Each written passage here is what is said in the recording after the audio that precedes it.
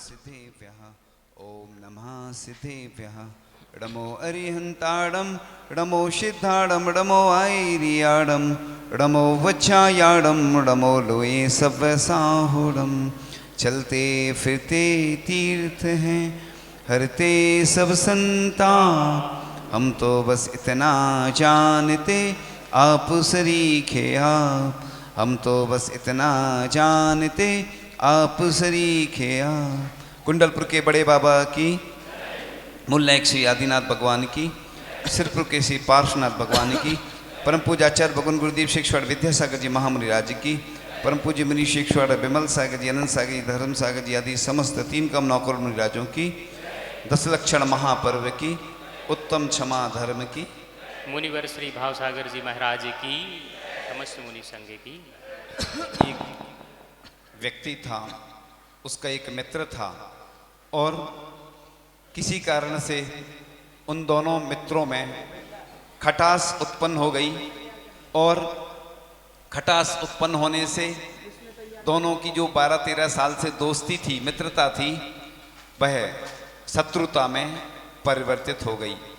अब एक जो दूसरा मित्र था उसके साथ कोई घटना घटित हो गई। उसको ये लगा कि जो मेरा मित्र है जिससे मेरी दुश्मनी चल रही है, हो ना हो ये उसी के कारण ऐसी हमारे साथ स्थिति बन रही है। और उसने प्लान बनाया कि अब जो हमारा मित्र है, पुराना मित्र था जो, उसको मौत के घाट उतारना है। संयोग से जो दूसरा उसका मित्र था, उसकी बहन को एक जानकारी लगी कि जो इसका पहले मित्र था जो अब शत्रु बन गया। देखो, पुण्य और पाप के खेल से शत्रु भी मित्र हो जाता है और मित्र भी शत्रु हो जाता है। रावण के लिए जो विभीषण था पहले मित्र था, यानी भाई, भाई यानी मित्र ही होता है, और राम के लिए वह शत्रु था। लेकिन जब विभीषण राम से मिल जाता है तो राम के लिए मित्र हो जाता है और रावण के लिए शत्रु हो जाता है। शत्रु और मित्र एक ही व्यक्ति बन जाता है, बस स्थितियां परिस्थितियां बदल जाती हैं।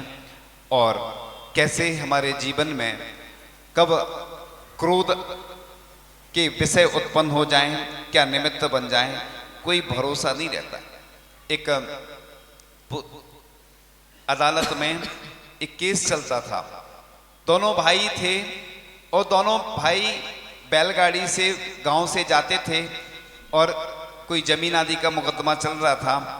दोनों भाई जब कोर्ट में केस चलता था, दोनों इतनी जोर जोर से लड़ते थे, लेकिन जब भोजन आदि करते थे तो एक साथ करते थे, और बैलगाड़ी से जाते थे तो एक साथ जाते थे, आते भी थे तो एक साथ आते थे। कई बार ऐसी स्थितियां बनती कि लड़ने में लोगों का अलग मामला रहता है। समाज में भी देखते हैं कई बार लोगों की आपस में बहुत चलता रहता है, और लेकिन व्यापार में नहीं चलता है, रिश्तेदारी में नहीं चलता है।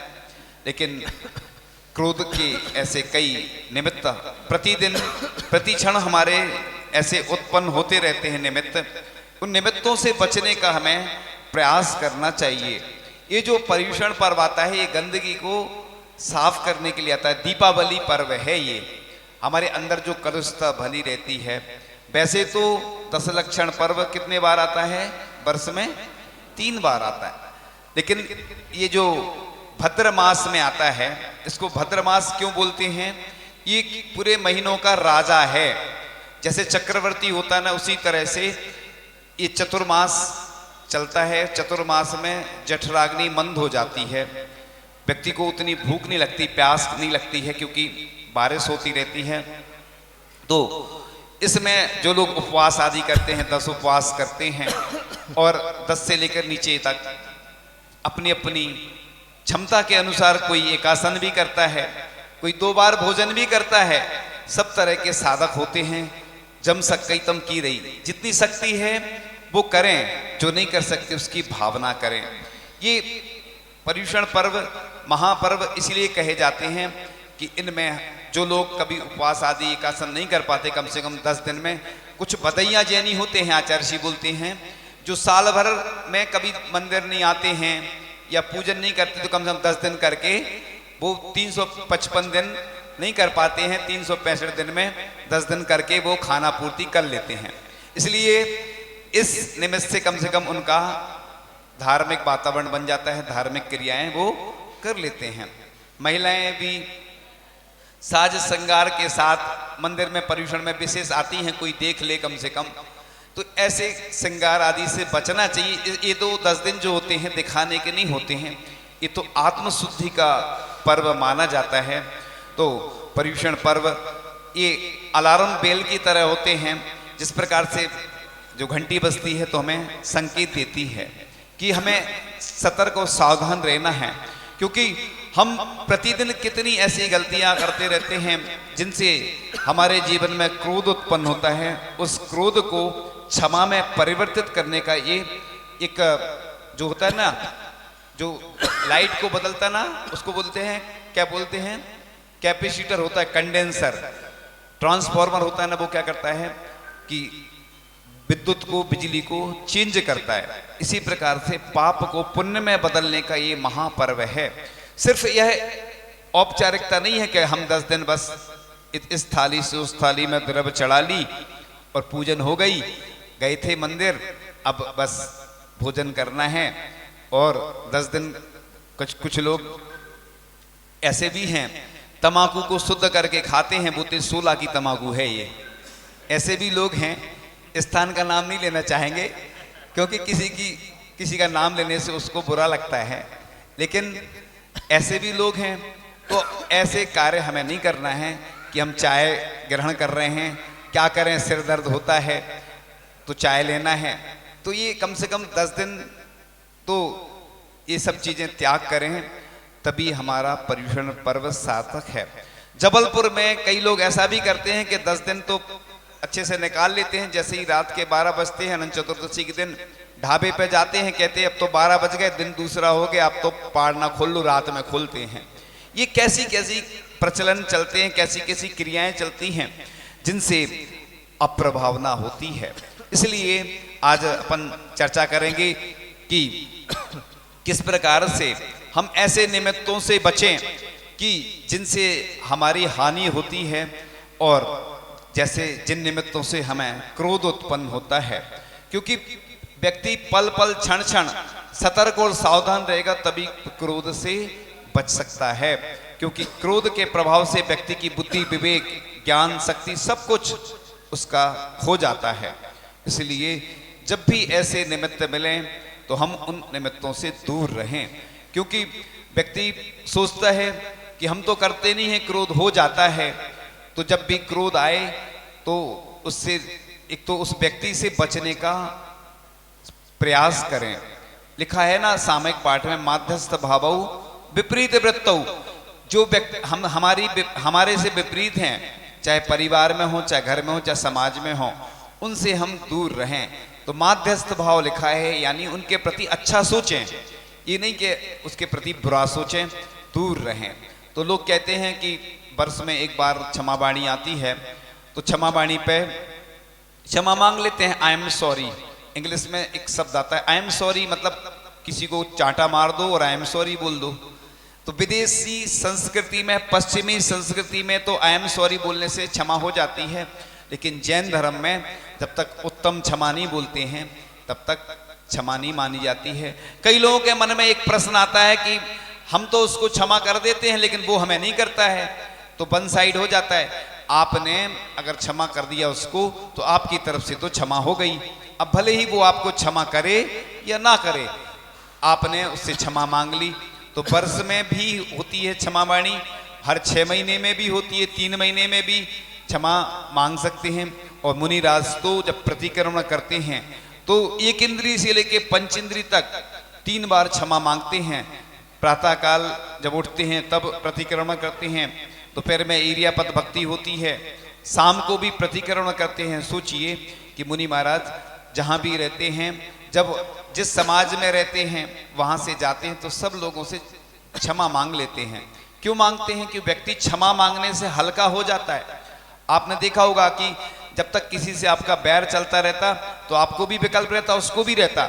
जैसे ही एक दूसरे से क्षमा मांग लेते इतना हल्कापन आ जाता है, ऐसे लगता है जैसे सब कुछ कर्जा जितना था हमारा चुक गया हो। तो इसलिए क्षमा बहुत अच्छा एक माध्यम है कि क्रोध को जीतने का उपाय है तो वह क्षमा है। क्रोध करना छोड़ दो, वह क्रोध दुर्गुण खान है। पतन का है मार्ग फिर होता नहीं उत्थान है।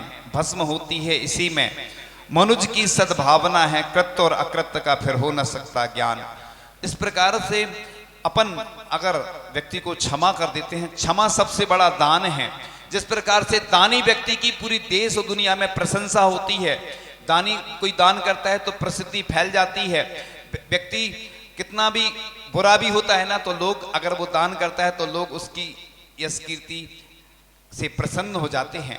उसके दुश्मन भी मित्र बन जाते हैं अगर कोई अच्छा दान करता है, और पूरे विश्व में तो प्रसिद्धि फैलती है, लोग उसको अच्छा कहने लगते हैं।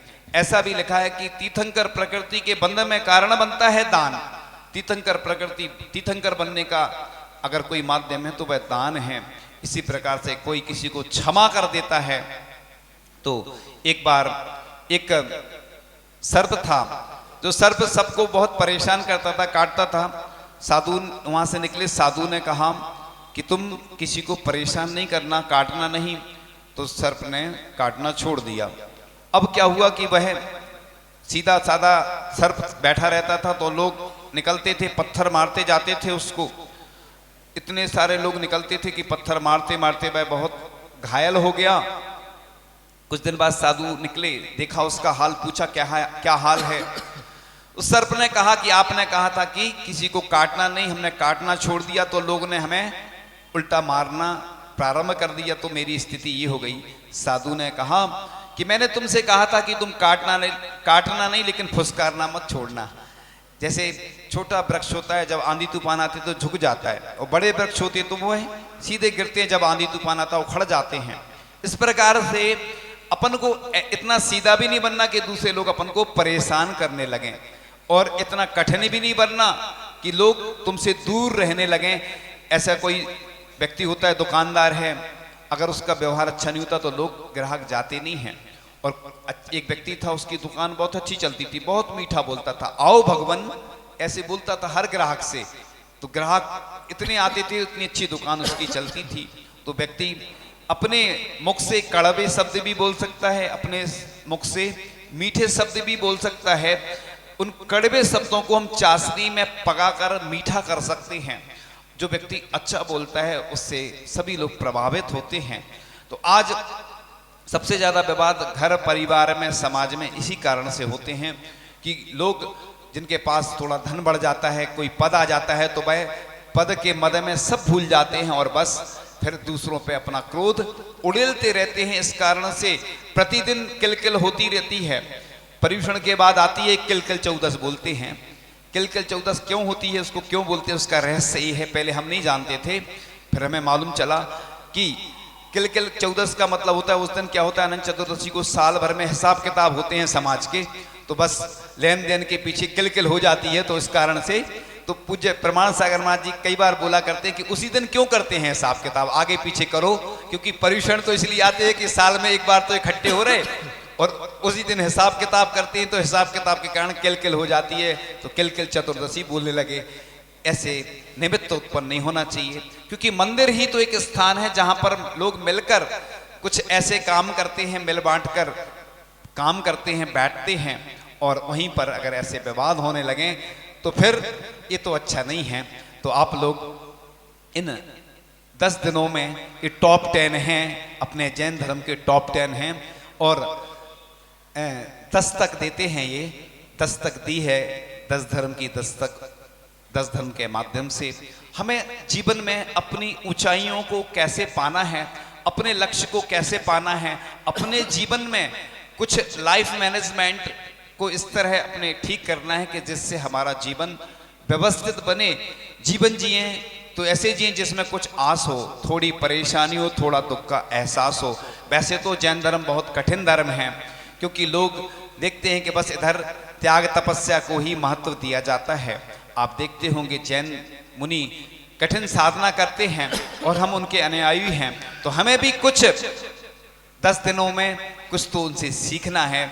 जब हम छोटे थे तो जब एक बार एकासन किया, शाम को भूख लगी तो लोगों ने कहा कि दूसरी बार भी खा लो, कुछ नहीं होता है, तो दूसरी बार खा लिया। फिर बाजार की चॉकलेट आदि भी खा ली। फिर बाद में सोचा कि देखो अपन एकासन नहीं करते, कई लोग उपवास करते, तो धीरे धीरे फिर एकासन ईमानदारी से करने लगे। और फिर धीरे धीरे जब ब्रह्मचारी बने तो उपवास करने लगे। और धीरे धीरे अभी आपने देखा होगा कि महाराज जी ने लगातार अष्टानिका में 8 उपवास किए।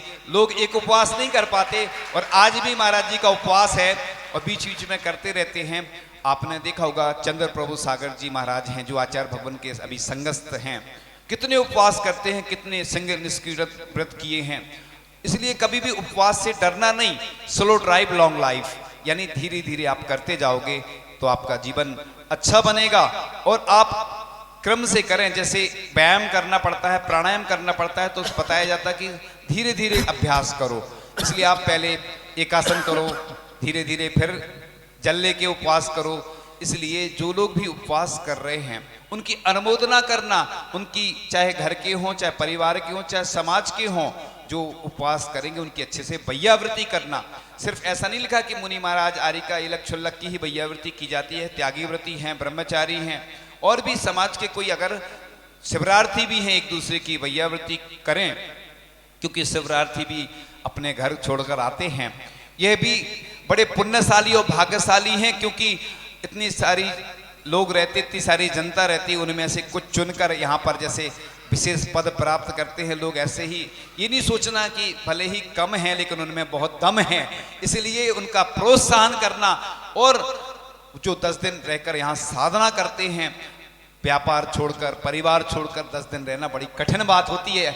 आप लोग घर छोड़कर एक दिन को कहीं जाते हैं तो मन में विकल्प लगा रहता है, हमारी दुकानदारी कैसी चल रही होगी।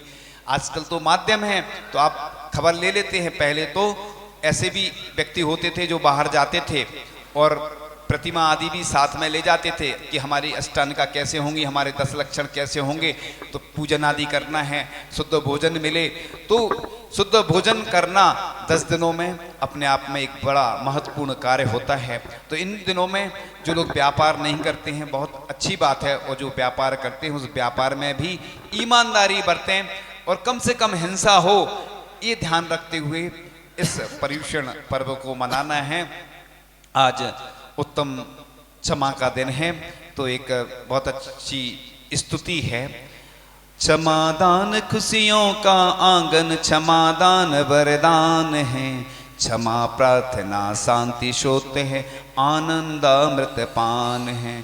उत्तम क्षमा महान, उत्तम क्षमा महान, पाषाणी रेखा समक्रोधी, क्षमादान नहीं दे सकती, शैल समान कठोर मान कर, क्षमा प्रार्थी नहीं हो सकता। इस विद क्रोध मान निज पर के, घातक शत्रु महान है, क्षमा प्रार्थना शांति शोत है, आनंद अमृत पान है। उत्तम क्षमा महान, उत्तम क्षमा महान, क्रोध सदा प्रतिशोध कराता, द्रोह देश को उपजाता, मान सदा अपमान कराता, ईर्ष्या तनाव दुख लाता, तभी शांति का स्रोत बहाता, क्षमादान आदान है, क्षमादान खुशियों का आंगन, क्षमादान वरदान है। उत्तम क्षमा महान, उत्तम क्षमा महान, क्रोध मान माया लोभाधिक, हृदय घात कारण होते, बैर भाव प्रतिशोध आदि से दुर्गति में जाके रोते। तेरा क्रोध तुझे दुखदाई और तेरा अभिमान है, क्षमा प्रार्थना शक्ति शोत है, आनंद अमृत पान है।